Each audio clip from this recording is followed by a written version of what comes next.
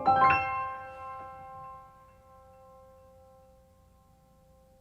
financial year 11. The Tax Administration Reform Commission gave us simple mathematics. If you assume that around try to put myself in the shoes of a normal taxpayer, and I think that, okay, whatever problems I have to make around, I have to take a leave for the day, or I have to somehow settle that schedule between my other schedules also. To go to the taxman's office, to talk to the IT or A or JCIG or whatever. Now this paperless assessment, what we are trying to do is that we are taking away the need to personally visit the income tax office by the taxpayer. So I will request all of you to kindly I would say extend all cooperation possible, because ultimately it is going to be good for you, good for us also. It takes away that it shortens the response time that we take normally once, because you can give your feedback, suggestions, or whatever details we ask from you under various questionnaires. You can just send us a mail. Now I see that many of you might not.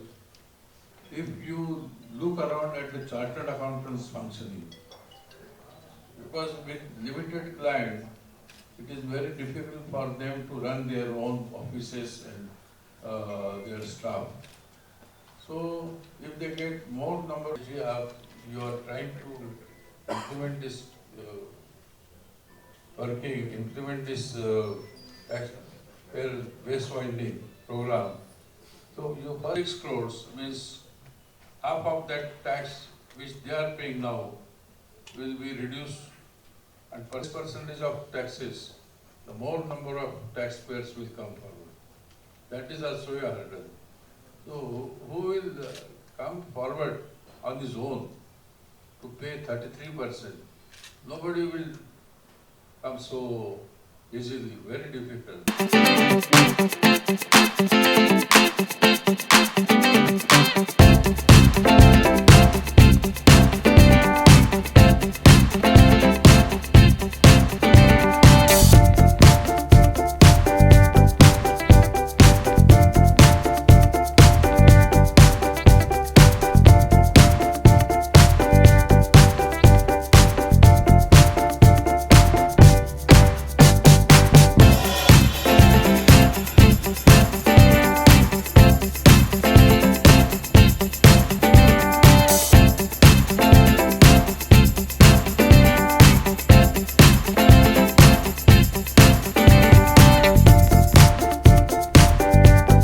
ये जो बैठक थी आज की बहुत महत्वपूर्ण है।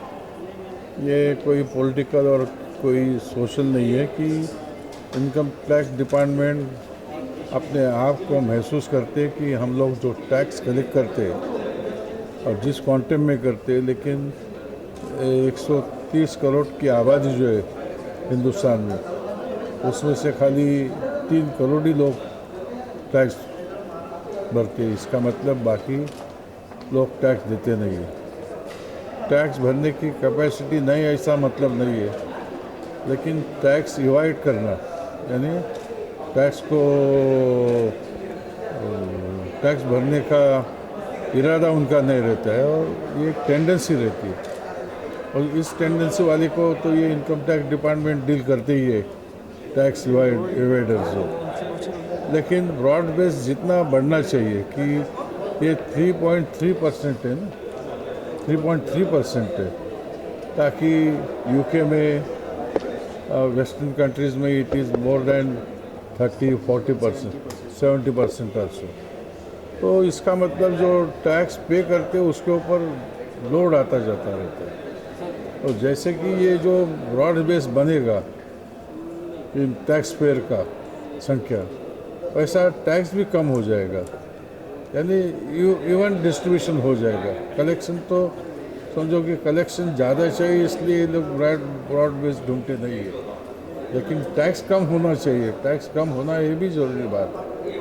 उस हिसाब से आज का कार्यक्रम का जो पब्लिक डोमेन में लोग आए हैं, अभी ये कार्यक्रम से बनेगा नहीं, ये मेरा विश्वास नहीं। मैंने साफ बोला कि इससे और भी कोई भी तरीका इनकम टैक्स डिपार्टमेंट को ढूंढना पड़ेगा। सर, कहीं ना कहीं कई ऐसे लोग भी हैं जो टैक्स चोरी करते हैं, मतलब काबिल रहते हैं लेकिन टैक्स चोरी करते हैं, तो उनके लिए क्या कुछ? तो टैक्स चोरी करने वाले को ये बराबर ढूंढते, ये ढूंढते नहीं, ऐसा नहीं। लेकिन एक टैक्स पे करने के लिए, जैसे कि कोर्ट में जाने के लिए वकील की ज़रूरत रहती है, वैसे ही टैक्स का रिटर्न भरने के लिए चार्टर्ड अकाउंटेंट की ज़रूरत रहती है।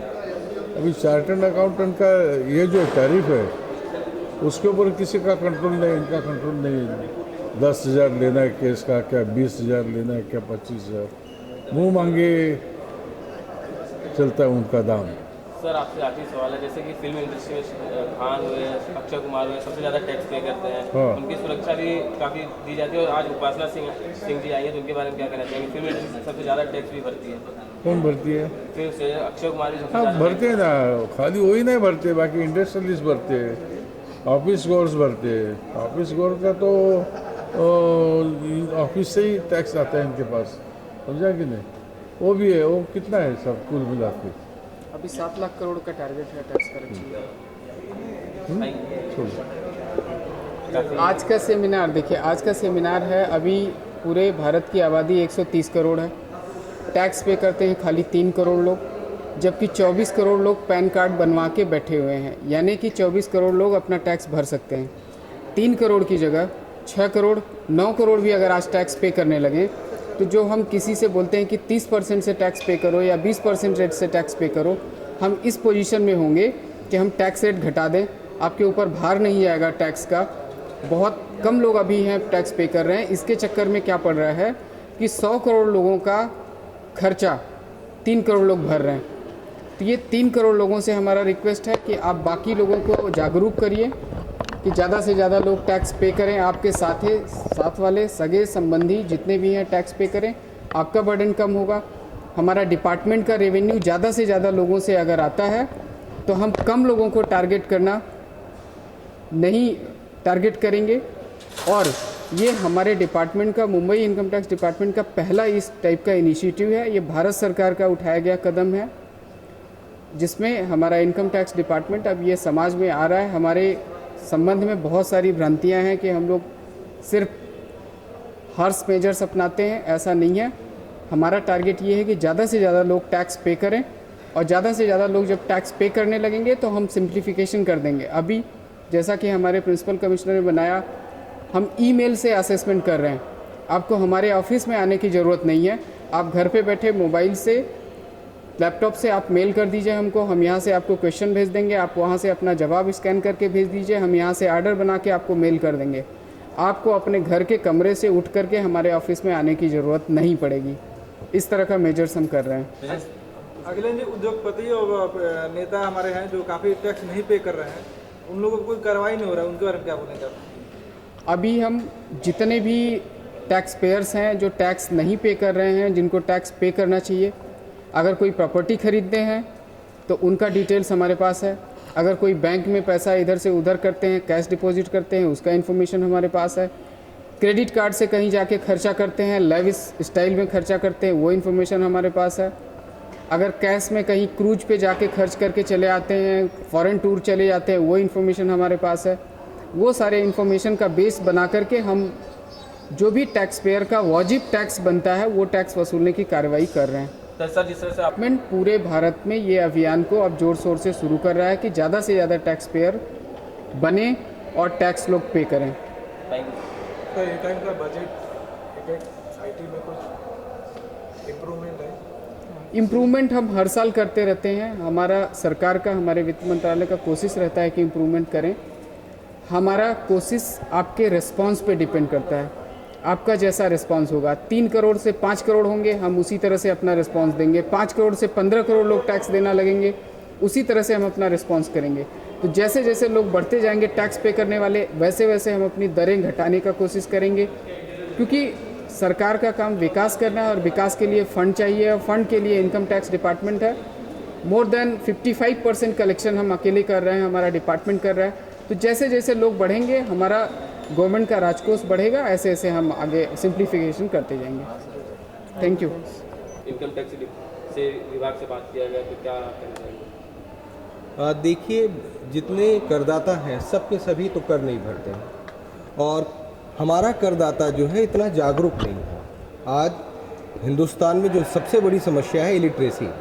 इनकम टैक्स डिपार्टमेंट जो अंग्रेज़ों के समय में हुआ करता था, उससे उसका स्वरूप जो है, काम करने का तरीका बदल गया है, लेकिन लोगों तक ये भावनाएं, ये बातें पहुंची नहीं हैं।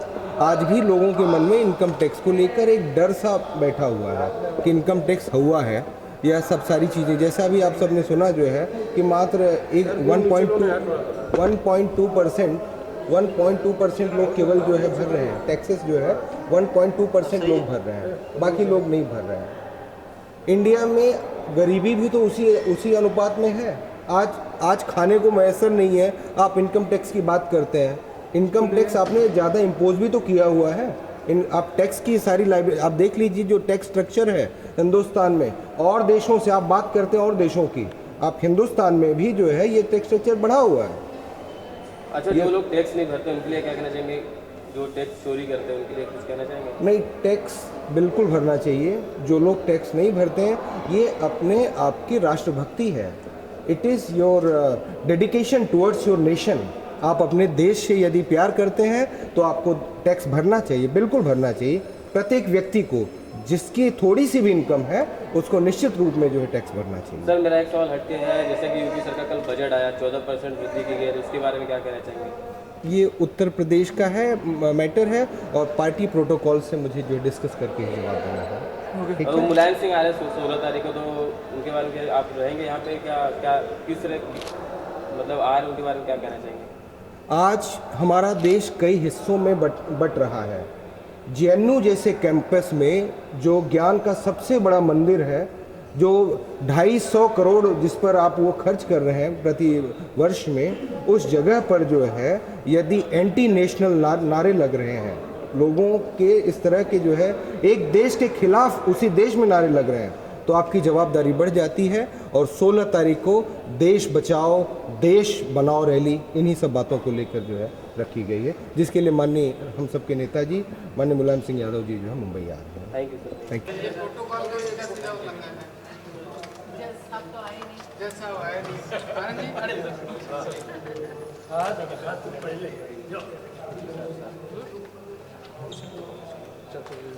चलो यहीं पे आ जाओ। लोग काफी ये सब चीजें हमें कम से कम जानते हैं, एंटरटेनमेंट से फील्ड से बिलोंग करते हैं, फिर भी आज का किस तरह का आपका अनुभव रहा? सबसे पहले तो मैं बता दूं कि अखिलेंद्र जी हमारे फैमिली फ्रेंड हैं और इनकम टैक्स में हैं, तो इन्होंने मुझे बुलाया तो डेफिनेटली मुझे आना ही था। लेकिन ये एक बहुत ही डिफरेंट फील्ड है। जैसे आपने कहा, हम तो रोज़ कैमरे के आगे होते हैं और जो डायलॉग्स हमें दे दिए जाते हैं हम वही बोलते हैं। लेकिन यहाँ आके मुझे बहुत अच्छा लगा एक बात कि मैंने इतने इंटेलेक्चुअल और इंटेलिजेंट लोगों की बातें सुनी, और अभी जैसे एक फियर जैसा रहता है इंसान के दिल में, इनकम टैक्स आम आदमी के दिल में भी रहता है। जैसे मैंने बोला कि पुलिस और इनकम टैक्स आदमी उनसे डरता है, लेकिन इतनी अच्छी अच्छी इन्होंने बातें की, इन्होंने बताया कि क्या फैसिलिटीज़ दे रहे हैं वो लोगों को जो इनकम टैक्स पे करते हैं। बहुत ही कम इनकम टैक्स पे करते हैं, जैसे कि तकरीबन 130 करोड़ की जनसंख्या में 3 करोड़ के तकरीबन हम लोग पे कर रहे हैं, और उन्हीं पे सारा बोझ आ गया है। तो अभी कमिश्नर साहब ने एक जो बात कही वो मेरे दिल को बहुत लगी। उन्होंने कहा कि जो इनकम टैक्स है वो बादल की तरह है, तो वो जिन लोगों के पास पैसे होते हैं वहाँ से भाप बन के वो बादल में चला जाता है, और उसके बाद वो बादल सब जगह बारिश करता है, और वो जो बारिश का फल होता है वो हर इंसान को मिलता है। सो ये कितना अच्छा उदाहरण था जो मेरे दिल को लग गया। सो मैं चाहती हूँ, अपने सारे देशवासियों को ये कहना चाहती हूँ कि कुछ ही लोगों पर ये बोझ क्यों रहे। अगर हम अपनी कंट्री का भला चाहते हैं, हम चाहते हैं हमारा देश तरक्की करे, हम बड़ी बड़ी बातें करते हैं, हम अपने देश को बहुत प्यार करते हैं, हम अपनी कंट्री के लिए कुछ भी कर सकते हैं, और तो हमें देश की तरक्की के लिए भी सोचना चाहिए। और हर इंसान जो टैक्स पे कर सकता है और जितना भी पे कर सकता है उसे देश के लिए करना चाहिए, ताकि वो बादल ज़्यादा से ज़्यादा बारिश कर सके और उसका फ़ायदा सब लोगों को। अच्छा, आप कितना यकीन करते हैं टैक्स भरने में या ना भरने में? मैं तो भरती हूँ टैक्स, मैं तो बल्कि मैं तो हाईएस्ट टैक्स पे कर रही हूँ जितना मैं कर सकती हूँ, और हमारी फैमिली में भी सब लोग टैक्स पे करते हैं। मैं टैक्स की चोरी में यकीन नहीं करती, क्योंकि बाद में जो डर लगता रहे, मैं वैसे भी बहुत एक डरपोक किस्म की इंसान हूँ, तो मैं नहीं चाहती कि मेरी ज़िंदगी में कोई भी ऐसा डर रहे कि जैसे इन्होंने बोला कि हम ये अखिलेंद्र जी ने कहा 7 बजे हम लोगों के घर में सुबह पहुँच जाते हैं। मैं नहीं चाहती कि कोई मेरी नींद डिस्टर्ब करे, सो मैं पे करती हूँ। और मैं चाहती हूँ कि सब लोग अगर चाहते हैं कि अच्छा हो और कंट्री का अच्छा हो, और अगर आप कहते हो आप देशभक्त हो, तो आपको पे करना चाहिए। कॉमेडी नाइट कपिल की बात करें तो शो अभी फिलहाल ऑफ एयर हो गया, तो अभी आगे का आपके क्या शोज को लेके क्या क्या प्लानिंग चल रहा है? शो कपिल जी उस शो में नहीं है, लेकिन कॉमेडी नाइट्स अभी भी चल रहा है, जैसे आपको पता ही होगा 10 बजे आता है कलर्स पे, और वो शो मैं करती हूँ। और क्योंकि कलर्स ने ही मुझे इस शो में रखा था, और वो चाहते थे कि मैं जो बुआ का कैरेक्टर है, पिंकी बुआ का, वो कंटिन्यू करूँ, और लोगों की वो बहुत पसंदीदा किरदार है लोगों का। सो मैं अभी भी वो प्ले कर रही हूँ। फिर NTV पे मेरा एक और शो आता है जिसका नाम है संतोषी माँ, उसमें मैं नेगेटिव रोल प्ले कर रही हूँ। बाकी कुछ फिल्म्स हैं, स्टेज शोज़ हैं, सो मैं तकरीबन रोज़ शूटिंग करती हूँ। कपिल सर ने मैम ने कहा था कि मतलब कल सर ने बहुत गलत किया उनके साथ, उनका शो ऑफ एयर करके, आपकी क्या राय है उसमें?